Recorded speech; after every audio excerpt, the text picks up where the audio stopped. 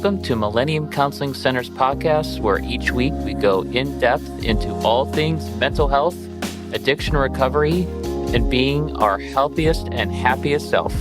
Enjoy.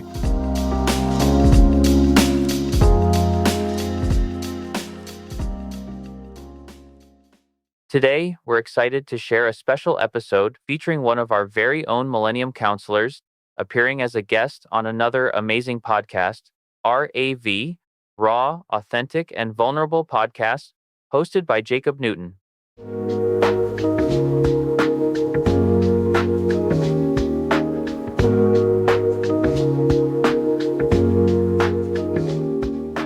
All righty, everybody. Thank you once again for joining me on another episode of the Raw, Authentic, and Vulnerable Podcast. Very, very excited for today's guest. But before we get there, I just want to, as always, thank you to everybody at Sportsypreneur for allowing me to come on here, share my story, have guests to come on and share their story, to normalize the conversation around the fact that we all struggle. It's not just 1 in 5. In my opinion, it is 5 in 5. We all have, and we all will. I hope we're all in a place of peace in our struggle currently. I know here in Cleveland, we've got a beautiful sun shining today, and that is very rare during these months. But nonetheless, thank you again to everybody at Sportsypreneur. With that being said, I will now hand it over to my guest for him to introduce himself, and then we are off from there. So go ahead, brother. All right. Well, thank you. I appreciate you having me. And I love the topics you cover and the way you go about it. So I'm looking forward to chatting with you. My name is Derek Bylsma. To try to explain what that means, I think is a complicated answer. But at the end of the day, I've been in recovery for 20 years. I've done a lot of my own personal work throughout, had a lot of different ups and downs in life. I was a college and professional soccer player. I've owned, I think, 5 or 6 businesses throughout my career. Was in recruiting for a lot of years. And then after I kind of went through a lot of my own work, I decided as a middle-aged guy in my mid to late 30s, decided to go back and be the oldest guy in grad school. And my wife convinced me that I should be working in helping with people to try to help folks, I guess, see part of the path that I was able to see and kind of just moving forward in life and constantly changing and evolving and progressing. And so I've been a mental health counselor for the last 15 years. I am one of 2 owners at a group practice in Chicago by the name of Millennium Counseling Center. We've been around for 20 years. We've got about 20 different people. We do anything really to do with mental health, but we specialize in things around substance abuse and other kind of compulsive behaviors, as well as trauma. We do a lot of trauma work. And then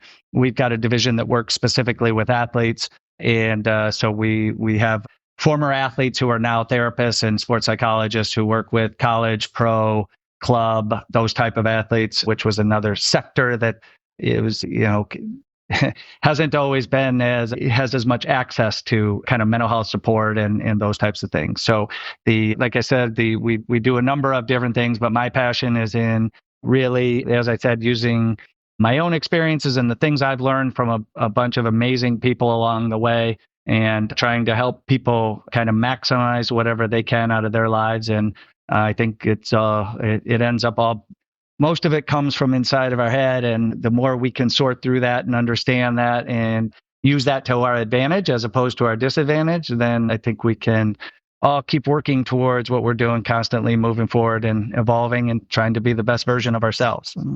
Amen to that, brother. I like what you said there at the end, that you're either using your mind to your advantage or to your disadvantage. It's actually something that I've been posting a little bit more recently about is, external situations are going to happen. And the moment they happen, it's got nothing to do with it anymore. It has everything to do with where you go mentally. So let's make sure that the stories being created, the conversation being had in your mind is, again, working to your advantage and not to your disadvantage. First, well, thank you so much for sharing all that you had. And, I want to jump into what you're currently doing. But before we get there, I'd love to go back. And you had mentioned that you're now 20 years in recovery or 20 years sober. Correct. Is that just from alcohol then? Or what? I know for myself, it was alcohol, it was marijuana, it was chewing tobacco, it was X, Y, and Z. So for you, was it just alcohol or did you explore other things as well? No, I mean, my my main issue was around alcohol, but I certainly wasn't just it wasn't only that. And so, yeah, when I kind of made that decision a long time ago, it was really anything that's mind altering, and so drugs and alcohol and those types of things that I've been, completely away from for just over 20 years. I had my 20-year kind of anniversary in May, and it was a life-changing decision for me. I think that we all have to look and see whether I know plenty of people that don't need to make that decision, and they can, kind of go about their life doing things in a way that works for them. But for me, it was something that I realized that was the main thing getting in the way of the things I wanted to do on my time here. So yeah, I've been a fortunate one that when I decided to make that decision, that's held true for the entire time, and I've never gone backwards from that. And so it's, yeah, like I said, I have many important things in my life, but that's the most important. And it comes with a lot more than just the substances, right? That's the kind of the impetus for it. It's one of the things I like to talk about with people is kind of the difference between abstinence and recovery. And those are two different things, right? In my book, that we can subtract the substances, right? But then that opens the pathway to do the rest of the things. And that's where, by being abstinent, you can oftentimes get rid of the consequences of whatever that we're coming with that. But to really get the benefit of it, that's when we need to kind of move into recovery, where we're, kind of being the best version of ourselves and trying to live a way that we all want to. I believe all human beings want to be good people and want to live in a way that we feel good about, and that we can put our head down at night and feel good about the way we treated people and the way we navigated throughout our day. And so to me, that's kind of the broader version of what recovery really means to me. Wow. Well, thank you for sharing that. And in the beginning stages, when you reflect on, again, the beginning stages of your recovery, were you then going to AA meetings, or what did that look like for you?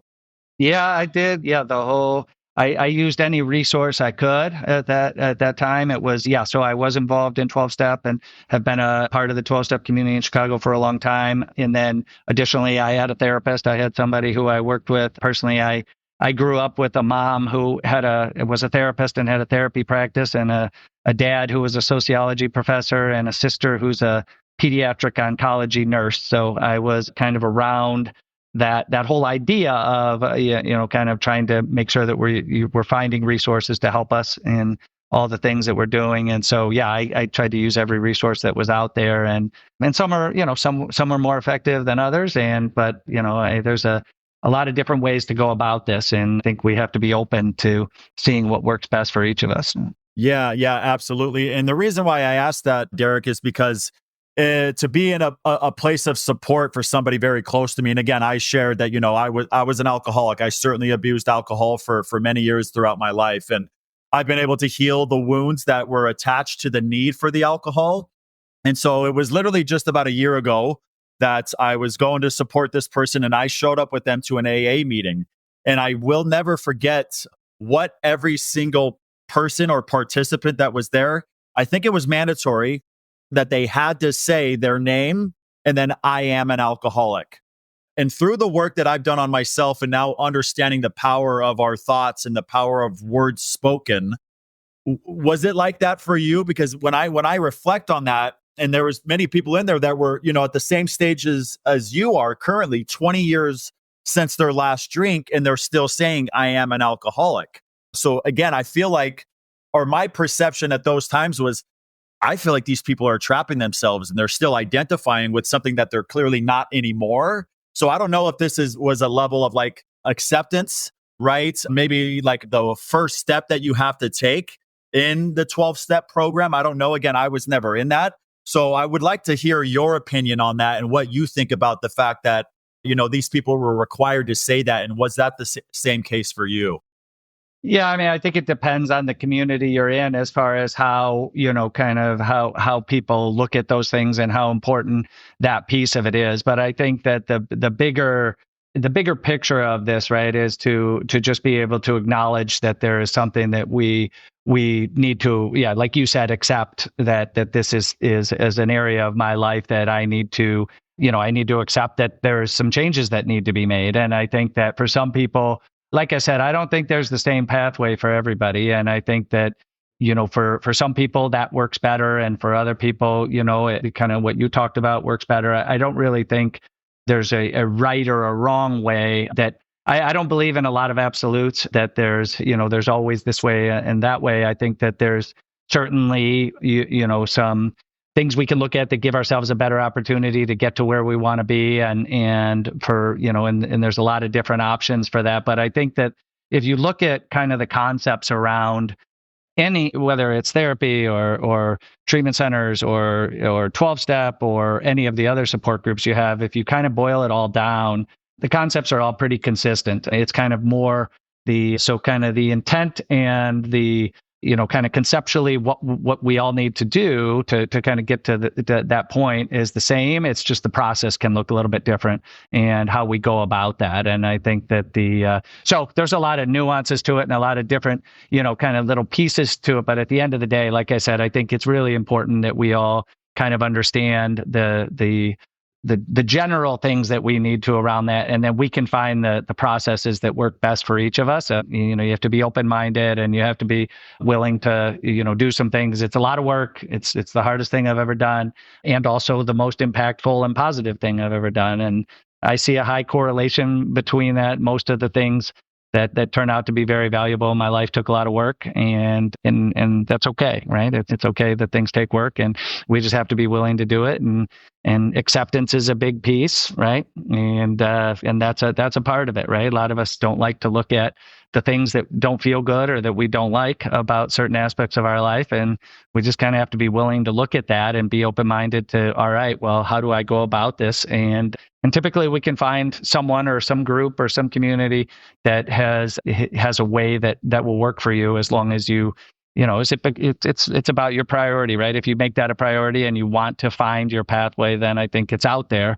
It's just a matter of, but it's complicated, and it's not an easy thing to figure out kind of what works for you and what doesn't. And there's some trial and error and, all of that. But I think it starts by kind of the mindset that you go in it with, and really wanting to, which I think we need to do constantly is change, right? Like people say to me sometimes, like, people are people, they can't change.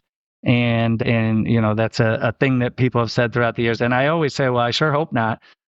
Because otherwise then my own life and what I spend all day, every day doing really is a colossal waste of time then. So I don't believe that to be true. I think people can change, and I think we do change for the good, for the bad, all those things. And we just want to give ourselves the best shot at being, having the life we want to live.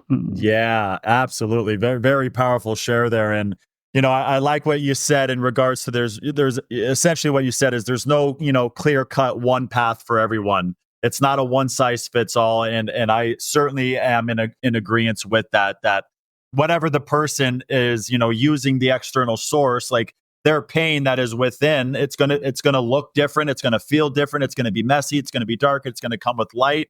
It's going to come with darkness, and then everything in between. So to, for us as a society to think that, okay, this is the one way and the only way. Well, sure, that's going to work for a lot of people, but for many people, it's not. And then it's about willing to go and try it, at least to know if it's for you. And then to recognize, okay, this isn't, but that just because it isn't doesn't mean I just shut down and I don't try anymore. No, we go and explore other things, and I know for me that, it's like I climbed a mountaintop, so to speak, in regards to my healing. And I thought I made it to the mountaintop. Well, I'm good to go. Like, I don't need to work anymore. And then I looked down into the valley and I realized that there were such depths that I needed to get to. In the path down, well, I could look down and I could see that there were several different paths, and so it's just the same for everybody, and it's about understanding that regardless of what your path is, it's best to not compare your path to anybody else, right? Uh-huh. And certainly don't compare your year 1 of recovery to somebody else's year 15, right? That's because right. you're just setting yourself up for failure there, But I wanted to get your take on another thing that kind of just naturally came up. It was my sister and I were talking about, the word addiction. And we were trying to take a different perspective on it. Is it addiction or is it reliance? Or you're reliant on this thing, but the true addiction is from you running away from the inner wound or, inner child that needed safety and comfort and love. So when I reflect on myself, every time I would go in need, to get drunk or to smoke, within me was just a little child, little inner Jake that just, wasn't feeling seen, wasn't feeling heard, and just needed some comfort. So if I would have, could have gone in and tended to that, well, then maybe I don't go to, being as reliant on the alcohol or on the marijuana. So again, I know that you've done a lot of powerful work on yourself, and I know you're now guiding and helping other people. So do you see it like that? And if not, do you see it as an actual addiction opposed to a reliance on something that's external?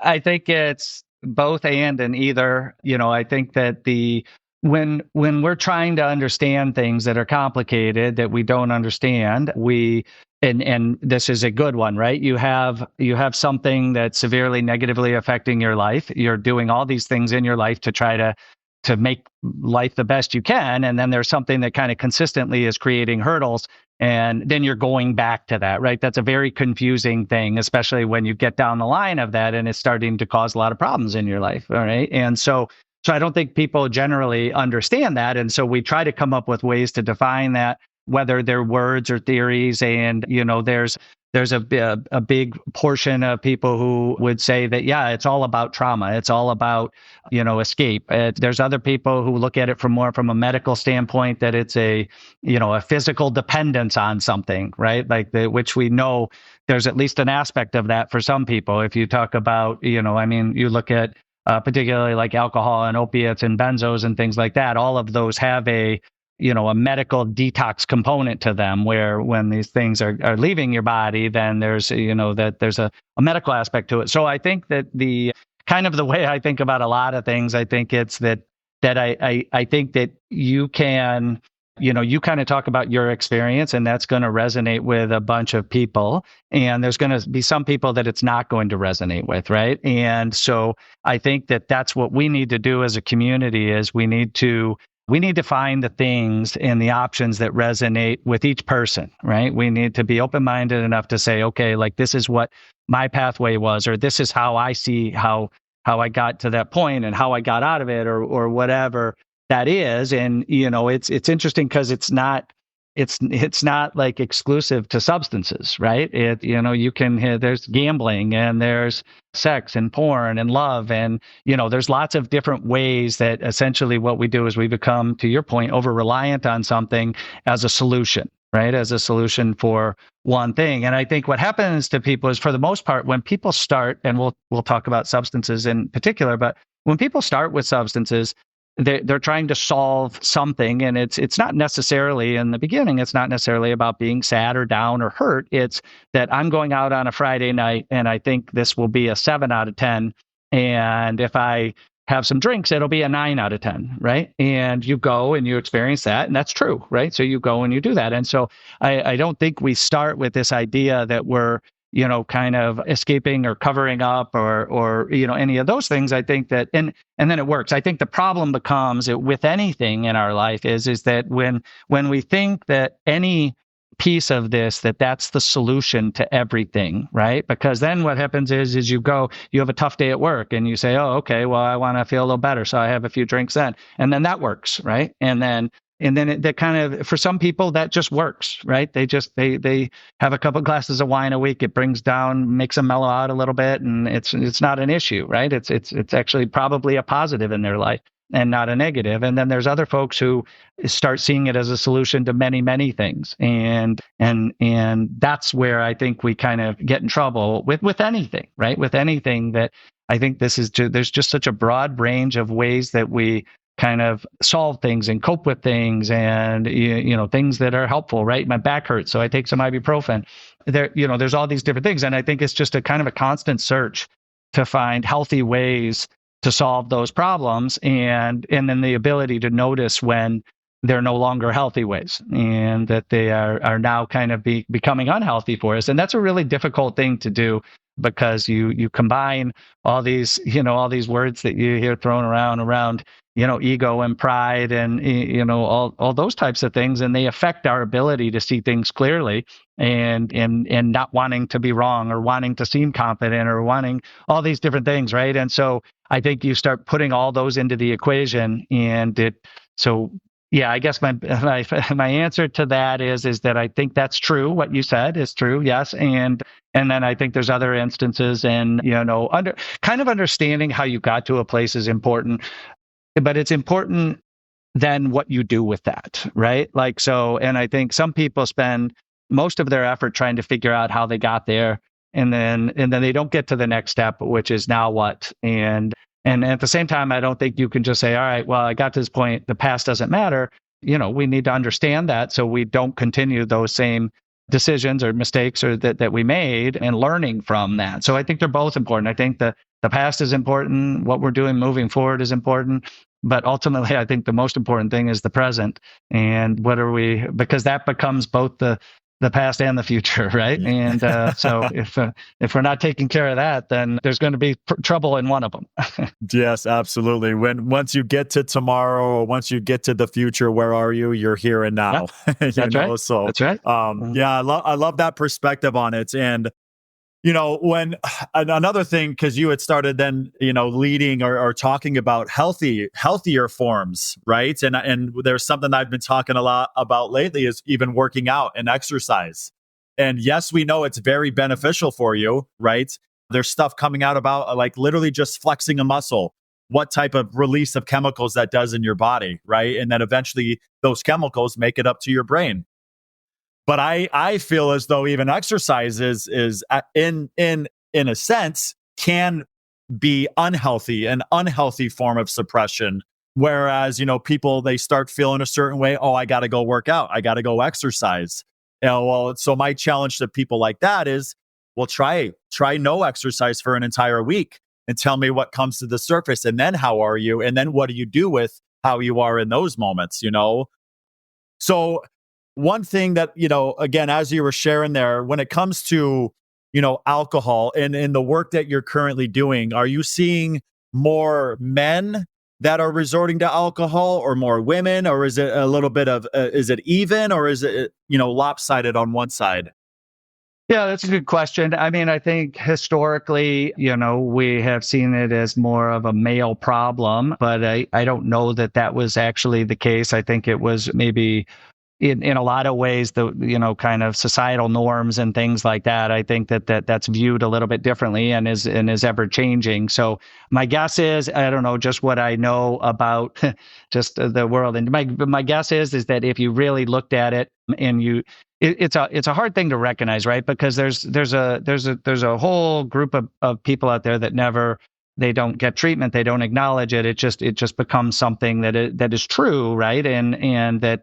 So I kind of look at it a little differently, like and specifically to what you're talking about, substances, is I think people try to put in a category that, like, you're either, to go back to what you said before, like you're either an alcoholic or you're not, right?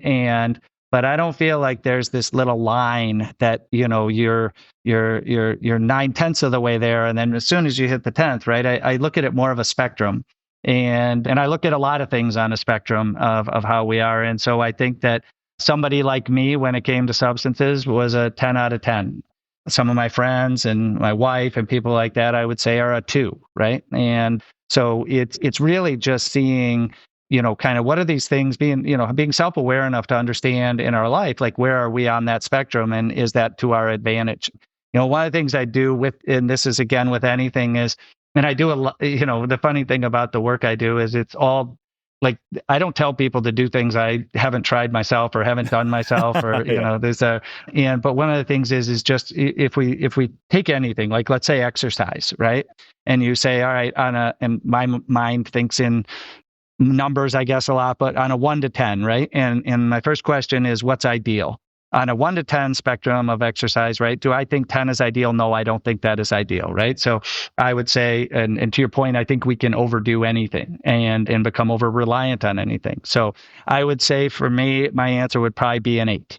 And so then what I need to do is ask the second question and say, where am I on that? And if I'm a 7, then I probably need to do a little more exercise. And if I'm 9, then I need to pull back a little bit. But there's two pieces to it. There's one is kind of like, what do I believe is ideal in my life and what is healthy and, those things. And then, but the trick to that is that if you're on one end, which we usually are, right? Then, or a lot of people are, I guess, if you're on one end, then you already lean towards that side, right? You lean toward that. So if I think the ideal place is an exercise to be an 8 and I'm a 9, I'm leaning towards a 10.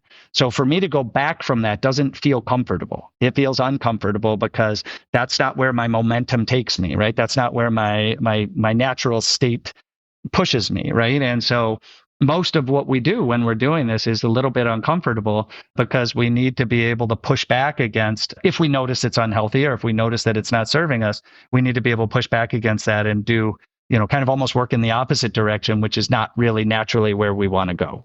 I hope that made sense. Oh my gosh, absolutely. The moment you said the moment you said that, it made perfect sense to me. And I wanted to go back to, the alcohol and acceptance. I think as a global society, acceptance of people either admitting that they have an issue or they don't. My question to you is, do you think that it's far more difficult for people to accept them as having a problem with alcohol because of how socially acceptable it is and how we see it all over the billboard signs and we see, the celebrities partying and celebrating on the television? Would you contribute that to so many people, again, having a problem with admitting that they have an issue when it comes to alcohol?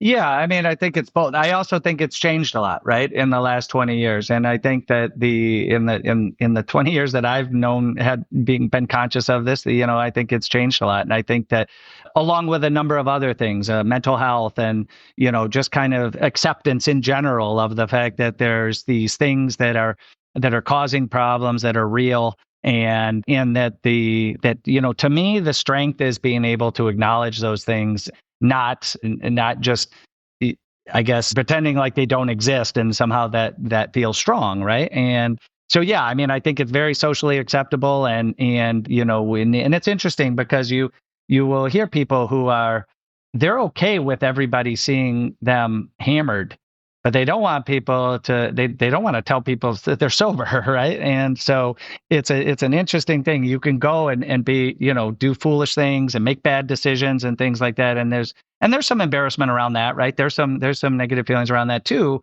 But and this is the part that I think has changed somewhat, is that just the idea of that some people are looking at things and addressing problems. And again, it's not just in this realm. It's around depression and anxiety and ADHD and all sorts of other things, right? That the way that we've typically accepted medical problems, I think the things that are more tied to psychological aspects of it, or those different parts, I think are becoming more accepted and more understood. And I'm hopeful because the youth, as much as older folks like me complain about the younger generations and things like that, they're getting a lot of this right, and their understanding of our brains and what goes on in our head is much greater than it was when I was a child, and the ability to talk about those things and understand those things and acknowledge those things. I think that they're far ahead of what my generation was, and I think that's going to work to their advantage because, like I said, whether you acknowledge it or not, if it's a problem, it's a problem. So you can pretend like it's not, but one thing that I tell people a lot is that many people, most of us, spend a lot of time trying to create narratives. We want the world to see us in a way that we see favorable, and we want people to think certain things about us. And I think the key is learning to, and many of us become really good at it, and especially people in substance abuse and things like that, they become very good at creating this narrative. But the thing I always encourage people to do is what you want, what you want the world to see you as. It's much easier to be that person than it is to try to be something different and convince everybody that you are that person, right? If you want people to think you're honest, be honest, right? If you want people to think you don't have a problem with substances, then don't have a problem with substances, right? And so I think that that's the, kind of this idea of that if other people think something, that's more important than what the reality is or what the truth is. And I think that's where we get stuck sometimes, that we try so hard to create this image of what we want to look like, but it's way more work. It's much more work, right? It's, running around lying to people all the time and convincing everybody you're honest. That is a really tough thing to do, and people do it, right? But it's a lot of work, and it's really difficult. It's much easier just to be honest, and then you are being honest, and people think you're honest, and it's an easier pathway. Yeah, that's very true. There's many people running around with masks on, even though they don't have masks on, right? That's right. Absolutely, and I think such a big contributor to that is that a lot of these people, and of course we know this isn't true for everyone, is that they haven't done any type of self-exploring to get to, back to who they are, so that they can feel more secure in just saying, no, I don't want to drink, or no, I don't want to smoke, or whatever. But like you had said, that, people were fine, others, random people that they don't know, that they're so fearful of their opinions, they didn't mind seeing them drunk and blacked out and doing X, Y, and Z and dancing on the tables and falling down. But to share that you're sober and I don't want to drink is far more difficult for them. So they either then stay away from that type of, experience any longer, or they're there and they wind up giving in, and That's right. I think, and again, I know it's not true for everyone, but at a deeper level, if we're just touching ourselves and tending to the inner wounds, right, then we can step up and show up and put on no mask and no makeup, and we get to just be us, and we feel confident and secure in that and safe within that as well, But yeah, you've said so many good things, and I love your perspective on everything, because your perspective has been consistent and true for essentially everything. That it's not a one size fits all. That it's not and or, it's both, and it can be both, and that's okay, And I think people in society, we always think that it has to be A or B. It can't possibly be both. So you continue to say that. So I really appreciate that with your perspective. Whew, we've gone. Okay, it's been 33 minutes. We're feeling good. We got a little bit more to go. So Big subjects, right? You're talking about really big things and important. I wanted to touch on one thing you just said right there, because I think that one of the things that as people we have a big problem with is when there's a conflict between how we feel and how we think, right? And so, and again, to use this as an example, we'll talk about substance abuse, right? I feel like I want to have a drink, but I've determined that that's not good for me, right? So I cognitively understand that I shouldn't have a drink, but I feel like I want to have a drink. And we really don't like it when those things aren't the same. We don't like it when those things are different. And so generally what we do is we try to change the one we don't like. And if I've made a decision to not drink anymore, then the side that I don't like is the fact that I want to have a drink, right? So I want to feel differently, right? I wish I felt like not having a drink, right? But the challenge of that is that, if you kind of simplify things and break it up into thoughts, kind of cognitively, what you understand, actions, the way we actually do things, and how we feel, right? If you kind of really simplify it and break it down into those three categories, the one we have the least amount of control over is how we feel, right? I can be walking down the street and I can feel scared. Does it mean there's anything to be scared of? No. Does that mean I need to run up and punch the guy who's walking towards me because I'm afraid, he's going to rob me or something? No, I don't need to do that, but I can still feel scared. And me not wanting to feel scared is not enough to change that feeling. And so I think that same concept goes around that, where it's okay that I can feel one thing and think another, that it's okay to accept that and realize that I will have some inner conflict and I will have some of that inside. But I just need to be able to understand that, acknowledge it. And then the important part is, what's my action after that, right? So I can feel like drinking and not pick up a drink. I can feel like drinking, know cognitively that I shouldn't drink, and then end up not picking up a drink, it's fine, right? Okay, I felt like drinking. It's not a big deal. Now, if I follow my feeling in that and then I drink and that's something that's really damaging to me, and then I go down a path that is really in the wrong direction. And so I think just accepting that these can be different and realizing that we're probably not going to, I think we can affect the way we feel through thoughts and actions, right? I think we can do things. If I wake up this morning and I feel really out of shape, and I don't like the way that feels, then I can think about it and I can put together a plan of getting more fit and how I'm going to eat and all those things. And then 2 weeks later, I'm going to wake up and I'm not going to have that same feeling. I'll feel more fit than I did 2 weeks ago.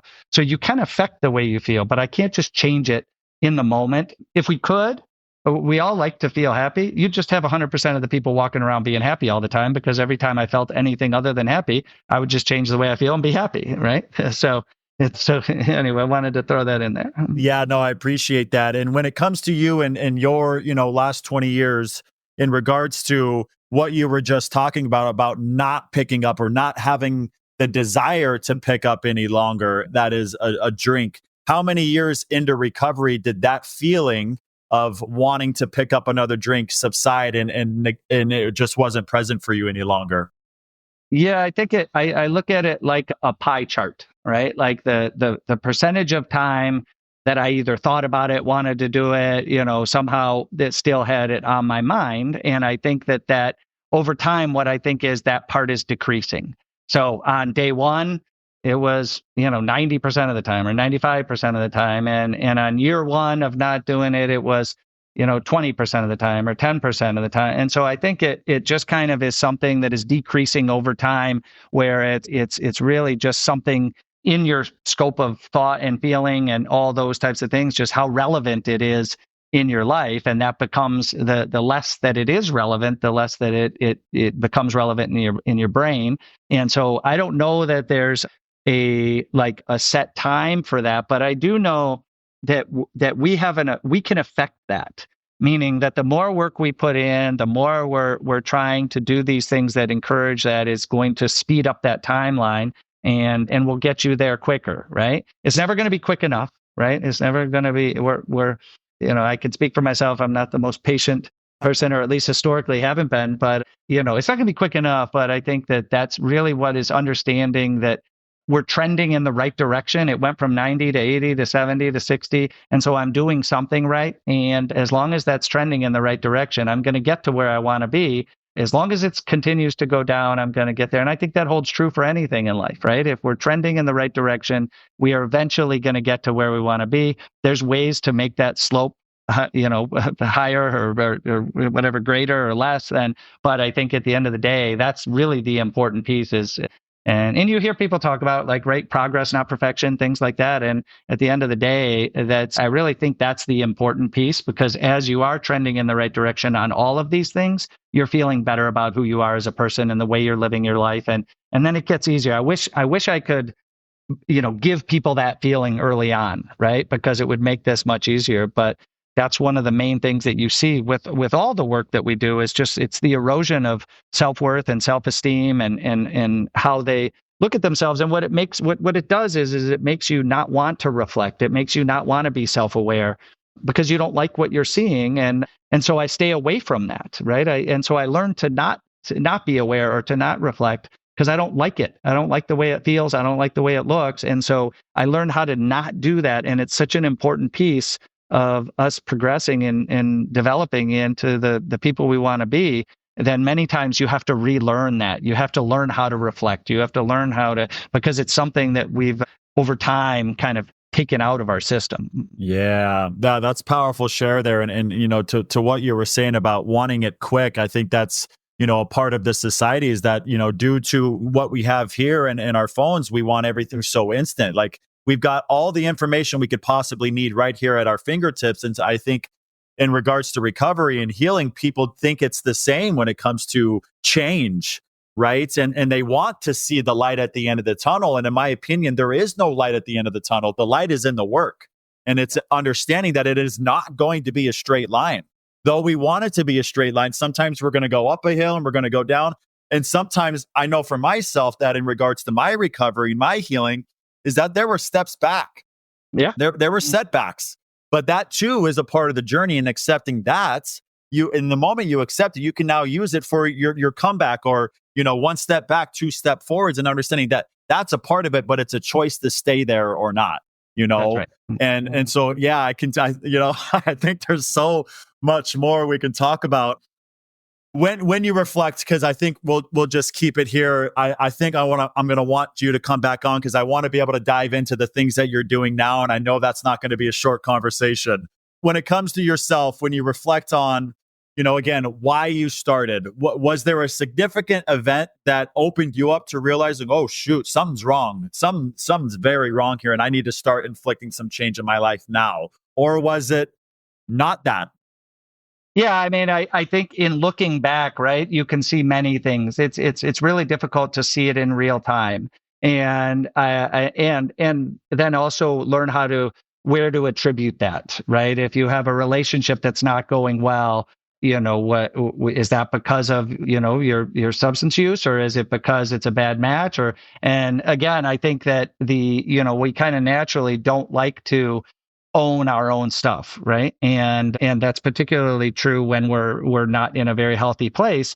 And so I think that in looking back, there's lots of things, right? But if I look at it like in the real time, that is part of the challenge of this, is that being able to properly assess these things in real time, when you're also putting something mind altering into your body, which is doing the exact opposite of what needs to happen, which is to have clarity and to be able to understand that, then it makes that much more challenging. So we're kind of changing our thought process and things like that through things that we're doing or putting in our body or whatever. And then at the same time, we're learning to not want to own things, and not want to reflect on things, and not want to be self-aware. And so that's the real challenge, right? The challenge is getting to the place where you can acknowledge something and say, yeah, this is causing problems in my life. And to your point earlier about exercise, I mean, this is not unique to things that we look at as good or bad, right? I mean, most of us have been encouraged in our lives to work really hard. It's possible to work too much, right? It's possible to love too much. It's possible, and then they call that other words like, being codependent and like there's all of these things. And I just think that in college, I was an econ major, and, kind of there's this concept of diminishing returns, right? At some point, something can be very good, but there's a tipping point when it starts to work against you. And I think that if we can learn as people how to properly assess that, acknowledge it, reflect on it, and then be willing to address it and make the changes both through our thoughts and our actions, then we can work towards the life that we want. Yeah, and I think to add on to that too, you brought up the exercise again, and I think, outside of exercise, whether it's that or just any area of life, I think people are constantly keeping themselves busy.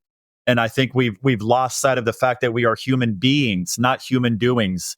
We have to have time to just be without distraction. But that in itself can be very uncomfortable for people, So I love that you said that. And again, you're a powerful human, brother. And everything that you're saying, I would imagine people walking into your doors now have a level of safety and comfort, and knowing that you don't take, again, just a one size fits all approach, that you can see it from different lenses now because of the work that you've done on yourself. So I want to applaud you. Kudos to you and praise you for the incredible work that you've done. And like I said, I would certainly love to have you come back on and dive more into, because you had brought up that you've got a sector within your company about, working with athletes. So I would imagine you've had conversations with NCAA schools, and I know I have myself. So I want to dive into that, because I have some beliefs around, the NCAA, and so, but we can get into that next time. Any last piece of advice or anything else that you would like to share for any of the listeners? I mean, I guess I would just say, I think that, kind of what the work that you're doing and the conversations that you're having, I think these are all really important, right? And the more people we have, the more awareness we have, and the more people we have talking about these things. This isn't, this is not a small section of society that could get some positive usefulness out of understanding this a little bit better. And so, the ability to do a podcast or to write an article or we all and work with somebody individually, right? Like all of those things are helpful, and I think it's just these are impactful pieces. And so I applaud you for your message and kind of your drive to get people to information and to understand this better and to get some clarity on it. It's extremely complicated, confusing, and pushes against a lot of the things that we've learned in life. And to your point about this is one of the things of why we began working with athletes, is because if as an athlete my entire life, I know the lessons I learned and the approaches that I was taught to take, and most of those have served me really well and have helped me in the rest of my life, learning how to work through hard things, learning how to fail, learning how to deal, work with teammates, all those things, very positive. And even the one lesson of just push through it, just work harder, that has served me. And at the same time, we have to be able to recognize when that's not the solution, and that just trying harder does not solve everything. Sometimes we need to have a better understanding of it. Sometimes we need to be willing to ask for help. And it's really hard for people to do that. Athletes are probably even more ingrained to not do that, right? And to just work harder, try harder, run faster. And so that's like a lot of the work we do with the athletes. And I think it's just indicative of society in general that the messaging, throughout history has gotten better in that regard. And it was slower to hit, athletes and it's not just athletes, right? But kind of that mindset.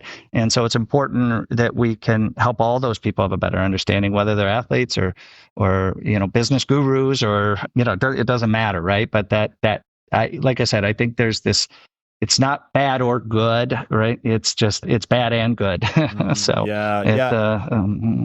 I like that, because it's, again, I think that's a part of like the grind culture. You just got to keep going and keep going. Well, while you're keeping going, your mind is overactive, and through that approach, you can't necessarily see what's there for you to see, and therefore to learn to understand that I don't have to run through this wall. I can simply step to the side and just walk around it, Right. And so right. I love that you brought that up there. And, if anybody, wanted to reach out, is there anywhere that they could find you, whether that's email or, I know we're friends on LinkedIn, so obviously you've got that, but are there any other platforms that you use, or are you kind of just staying tight knit and just staying to your people there in Chicago?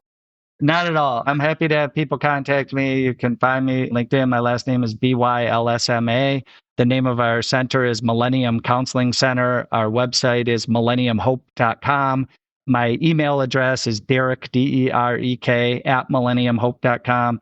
Generally pretty accessible. I will always get back to people. And, if there's anybody who hears this that thinks somehow I can be helpful in any way, I'm always more than happy. I appreciate that people reach out and ask for some assistance in things, and I'm always going to try to have that be a positive experience for them, so that they're encouraged to continue to do that, because I think it's really important. So yes, people are welcome to contact me, and I will certainly do whatever I can to be helpful, whether it's something I can do or finding the right resources for them. We do have access to a lot of that stuff, and kind of know where people can get help if they want it, or assistance, or whatever that is. So yeah, just the one quick thing I'll say is Millennium has 2 L's and 2 N's. So it's MILLENNIUM. It's often misspelled. Yes, absolutely. Well, thank you so much for your time. And one last thing on my end, this whole time, reflected back on when we first met, I've been pronouncing your last name wrong, Bylsma, because in the hockey world that I'm kind of in, it's Bylsma. So when you pronounced it Bylsma, I was like, he's clearly not a hockey guy. He must be a soccer guy.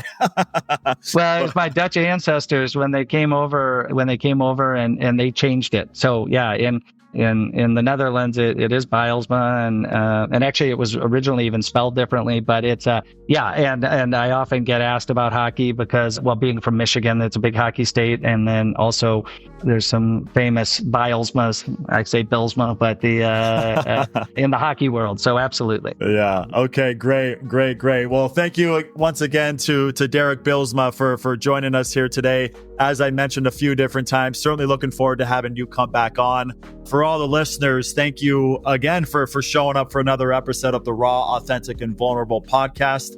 As always, don't forget to like, subscribe, and share. That's going to be it for now. Stay well, stay blessed, stay grateful, and we'll see you guys next time.